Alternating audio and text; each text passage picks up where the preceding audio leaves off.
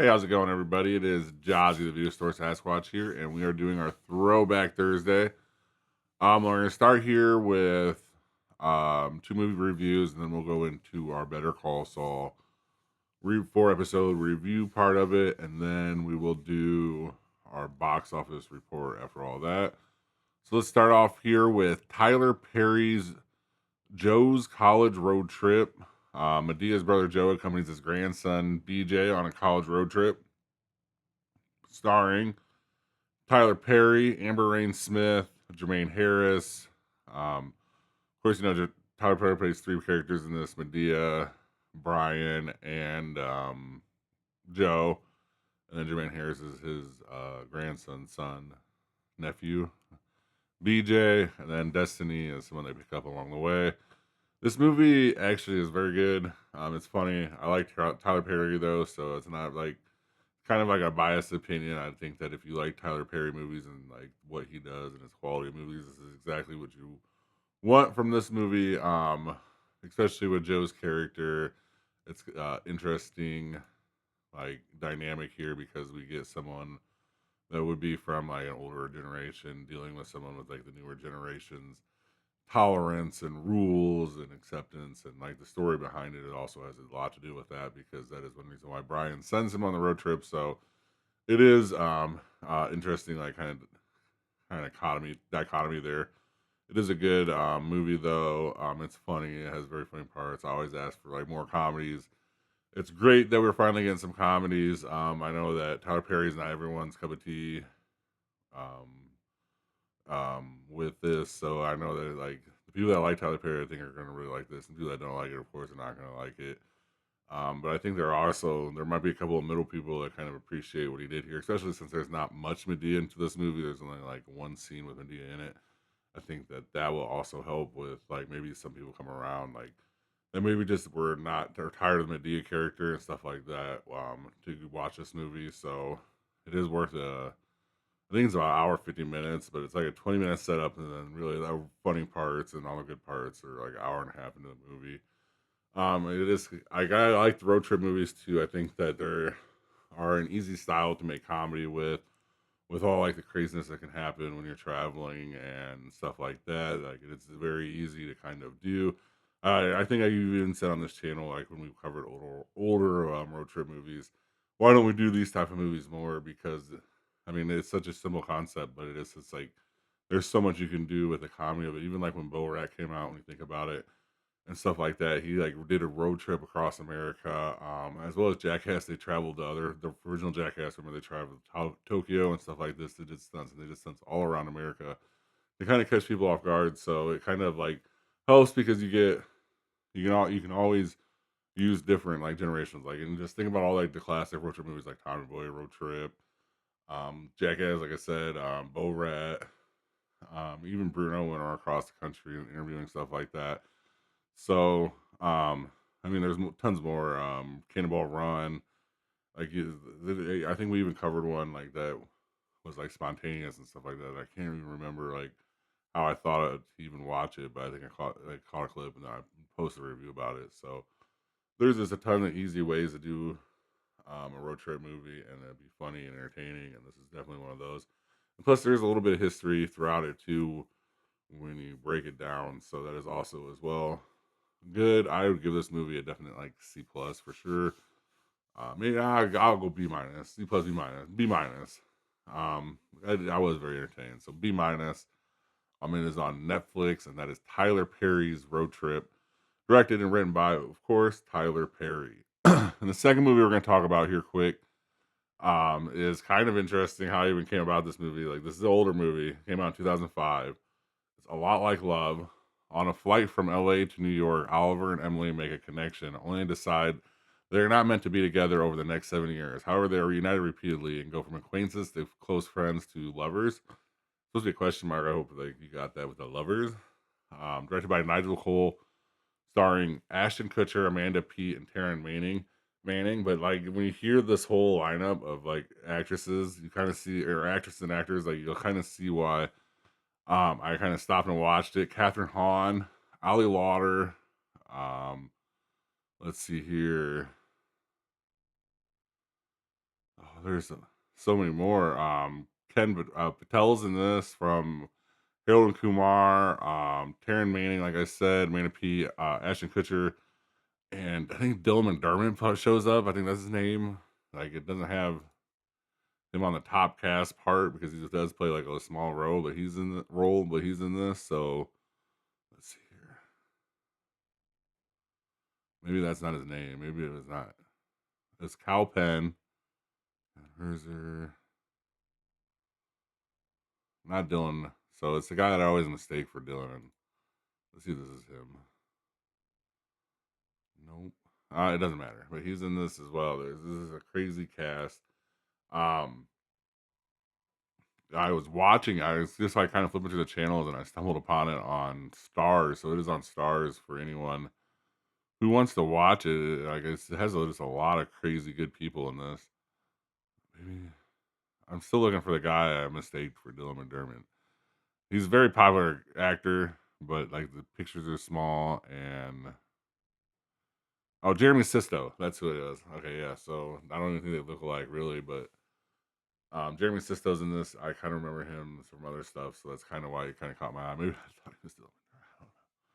But it has just a bunch of young actors in it. It's from 2005. Is funny movie. It's not like the best movie ever. Like I'd give it like a C plus if I was grading older movies like this, but I don't. But it did catch my attention because it did have all these people in it, and I was like interested. It has a 6.6 on IMDb, and basically, she jumps his bones in an airplane, and then from there they do their whole vacation in New York together as a couple. And then she kind of rejects him. And then 3 years later, she calls him out of the blue after getting broke up with, and they start hanging out, hook up again, and then they kind of break up, and then they hook up again later, and then they hook up again, and then right when he's about to get married, they kind of look like they're gonna hook up forever type of deal. It's one of those like, just kind of rom com movies, but it just had all those people in it. So I checked it out. Had a budget of 30 million. They did 42 million gross worldwide. So I mean, it made them money back.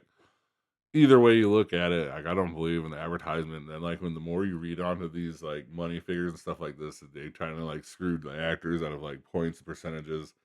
You can't believe anything they say about what a movie costs and what they're advertising and all that. So that's just my new total whole thing on the budget. It is worth a check out. It's on Stars. Like I said, I was just walking through the other day, just flipping the channel, stop. Literally, like maybe 10 minutes of the movie was into it. I was like, "Oh, that's Ashton Kutcher. Oh, that's Amanda Peter. I remember from this one movie. Or I mean, she's in a bunch of movies, but I remember strictly from the whole 9 yards, obviously." And I was like, "Well, I'll just check this out." I don't even remember this movie being in existence, and I ended up watching it the whole like hour and 20 minutes it was left, and it was worth a little watch. So if you have Stars or something, I'd check that out. And that is a lot like Love, um, directed by Nigel Powers or Nigel Crock or something. Thank you guys. Are wait, hold on, I'm not done yet, but sorry. And now we're gonna move on to the Better Call Saul reviews. Our first episode back here is season 2, episode 6, I believe. Or hold on, let's see here.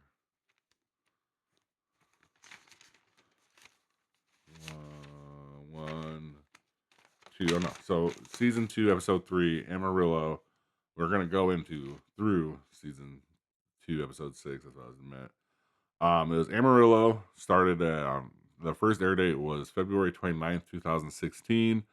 We start with Jimmy and Amarillo scouting other senior citizen homes. He stops a bus, pays the bus driver some money, and like gets into it with senior citizens about how they could be being screwed just in another area, just as continuance of the case. From there, it goes back to an HHM meeting, and Chuck kind of lays down the law that like maybe Jimmy isn't doing this right. He kind of knows that there's something up with Jimmy's numbers, so Jimmy agrees to stop, and then from there is kind of the new escalation because he decides to put on a movie eventually, or put on a commercial eventually. But in the meantime, Mike is helping his granddaughter. Um, and they're shown giving his daughter-in-law some money, so he's still taking care of the daughter-in-law and granddaughter. Jimmy pitches a commercial to get to Sandpiper residents through that. He says like a Matlock hour, it's like Matlock hour, it's like clockwork, and they can run it, and then people will call in. So he decides to make this commercial all on his own, and that's a whole conflict as this episode continues on. The same time, the B story is the daughter-in-law is hearing gunshots. Mike stakes out the area, and after that, basically decides him to move them into a hotel room for a little bit. Jimmy and Kim get back together, and Cliff calls Jimmy. Oh, okay. So then he, like I said, he runs a commercial. Cliff finds out that he ran the commercial without his consent, and he calls Jimmy while he's hanging out with Kim and kind of lays it down to him like you're in trouble. From there, we get to the end of the episode here, where Mike is meeting with his vet contact that got him the job for both the bodyguard and stuff like that. And so this whole episode is pretty much Jimmy getting in trouble for running a commercial, who he runs with his old college buddies from the first season. I believe they're even in the Breaking Bad and stuff like that. And then Mike dealing with his daughter-in-law and trying to move him and wanting more money through the vet. The vet says he has one job for him in particular that the guy specifically asks for him, and then that's where we kind of leave there, and then we start this next episode with Mike. Well, we figure out that it's Nacho that needed him because he does meet with Nacho at the end of all that. I forgot about that. And so we see at the end him done. He's beat up for the start of this next episode, which is Gloves Off, March 7th of 2016. Basically, we see him walk into his house. He is all dirty. We think that he got done shoveling or something, but we see that he just got his side of his face beat in, and he's holding Tuco's gloves that we know from before, his two diamond gloves, we know, and other parts like that. Um, it cuts into Jimmy showing up to the office and the meeting, and Cliff and the partners are there, and they are not very happy with Jimmy for just running an ad. Jimmy doesn't seem to understand why because they got the numbers, but they're kind of more like trying to protect their whole image for their whole company and doesn't want to be seen like a scam artist and stuff like this. So you kind of understand both sides, and he did kind of run it without their own commercial. So he's basically put on a last step, and that's like the next like whole conflict in these next couple episodes because Cliff hires him pretty much a babysitter from another associate to do that. And then while this is going on, Mike and Nacho are meeting back at the restaurant area where Tuco does his deals and money deals, and Nacho is setting up Tuco to be killed by Mike. We think, but eventually Mike turns the tables on Tuco or on Nacho with that. Tells him, "Look, you just need him to go away," and he comes up with another idea. We don't know exactly what the idea is, but at the end of the episode, that idea is basically he's gonna get Tuco to jump him with the cops there, and that's what happens. That is that episode there.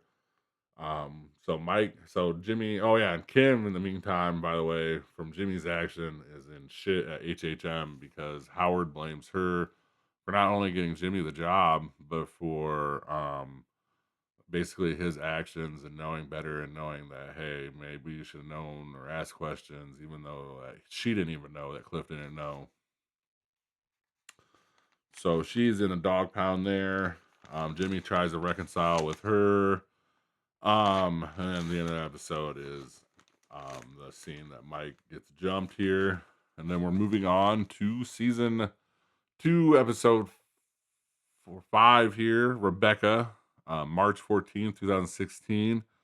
We open in a past with Chuck and Jimmy and Chuck's ex-wife or wife. I don't know. She passed away. I don't know how that happened or what happened. Having a dinner together, we can really see the disdain for Jimmy that Chuck has. He gives her a signal of like grabbing at the ear when he's had enough of Jimmy, and he's immediately doing it right away in the dinner. And we just kind of see that Chuck never really liked Jimmy or whatever like that.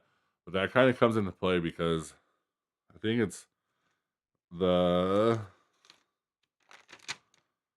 next, I think it's the end of this episode.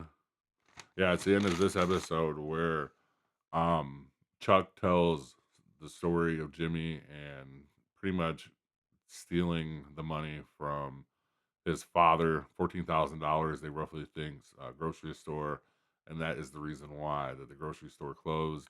And it really like kind of held on to Chuck for a long time. Obviously, he always had disdain for Jimmy. He blames Chuck basically for their dad's death, is what we're learning there. Um, Kim starts to look for a new job and all this process. We get this whole Kim montage in this. We get Jimmy trying to make it up to Kim for doing her wrong, and we get Mike kind of dealing with the aftermath of all that. Even Tuco's uncle comes and visits him in this part. So we're like in the home stretch of this season because we're almost halfway. And we know that Mike and Tuco and Tuco's uncle are going to come to a part, and we know Tuco's uncle from Breaking Bad. We also know that Kim is not like Kim and Jimmy's relationship on the rocks, and on top of all of this, Jimmy's plateau in his career. He's even basically told his like he even tried to get his brother to sink down to his level. And I think that was like his desperate chance to like get at his brother, like overall, like look at this is the final chance you can kind of put me down. But really he's blaming his brother for Kim's misfortunes. But in reality, it's Howard who doesn't like her, and then we also find that out through the Chuck episode. And through the end of the episode when she's talking about her dad, Chuck's talking about his dad, his and Jimmy's dad, and Kim to Kim, and he even tells Kim, "Look, I will put in a word for you with Howard to make this go away because she did score him a big deal with a bank called Mesa Verde through the whole contact list and going through the list." So it is kind of a big deal because now she doesn't know if she's gonna have a job, like what's going on. She's still in the dog pound. She got this big offer, and Chuck does kind of sit down and tell her. So it is kind of an interesting episode here. We're kind of getting breaking down of all the groups and where they're kind of lying at. So it's interesting. And then the sixth and final episode we're going to talk about here is Bali Ha'i, March 21st, 2016. Jimmy in bed, unable to sleep, flipping through his channels, kind of like in the beginning of the show, very first show, but this time it's in color. He fucking stumbles upon the new infomercial that Davis and Maine put out with HHM, and is kind of like frustrated. He goes to the old nail salon, falls asleep there, and then in the morning, him and the old nail salon lady have like a little interaction. And we just know that Jimmy's kind of like done and checked out at Davis and Maine at this point in time because he's getting babysat. He's he's not sleeping well. Kim's not talking to him. Everything he did there kind of fucked up. So that's interesting. And then Kim is in a courtroom meeting with Sandpiper at this time. And she goes into a meeting with Sandpiper's boss, and he pretty much offers her a job. He says he's impressed, and this kind of gets really Kim thinking about it. This leads into the second part of this where Kim is feeling like I don't know what to do. She goes to a bar and she pretty much picks out a mark for him and Jimmy to like like con like they did him before. So they put a whole con together for this guy and try and con him out of money. I don't know if they did or if he walked away or what happened. I really wasn't paying attention. I kind of got into my phone to be honest with you at that point in time. But I did get back and watch it when Mike showed back up because Mike is now getting threatened with Tuco's uncle is sending people to Mike's house. Mike stops that. Then they steps the twins up to go to the granddaughter and daughter's hotel and daughter-in-law's hotel. And like Mike didn't like that at all. Has a meeting with him at the end here. And at the end, Mike pretty much agrees to whatever stipulation the uncle wants to give to him about Tuco and what to do with that, which is pretty much you got to say that the gun was yours, so Tuco don't go to prison for 10 years. He goes to prison for 2 years, and he says agrees, and he has 50 grand, and then they have like a standoff there, and then everything kind of just goes into black, and that is where we will pick up next week. Yeah, this has been a good show so far. But next week we'll finish season 2. And a week after that, we will start season 3. Still gonna watch movies. We got a horror movie next week or for you guys tomorrow, and then I think this weekend I'm gonna go see a horror movie. So that will be in a good little double horror movie weekend here for you guys. Thank you guys very much for watching. Please subscribe. We're so close. We can do some live stuff. Oh wait, I gotta do the box office report here. Hold up. Hold up. I bet it wasn't very good last week, to be honest with you, because I haven't heard anything. And then like the movie I wanted to see, it wasn't even in our theaters, so that was kind of dumb that happened. It's only like the second time that's happened. Two movies I wanted to see in 1 week weren't in my theater. So I will have to catch them. Hold on, here we go. I got the box office here. So if they're not doing like even full level releases, it couldn't have been that high. I guess Wuthering Heights, the big one, I wouldn't have went to anyways. 32.8 million. Oh, and Goat, the Stefan, or the fucking God, what's his name? Goat, Stefan Mahar. Or no, goddamn, I know who it is. I watch basketball. That's the funniest part about this, but it's the basketball players movie. That's what I'll say about the GOAT. And then Crime 101 at 14.3 million. So two I even wanted to see, I bet didn't have that big release because they're not even in the top five here, which would have been um good luck, whatever. Have good luck, have fun, don't die, and cold storage. See, I got a memory there. See, everything else is written down. That's why I'm good at it over there. Thank you guys very much for watching. Please like and subscribe, and have a good rest of your day. Thank you for watching. Please like and subscribe. Comment your top movie picks for Throwback Thursday in the comment section. And see you next time in the cave.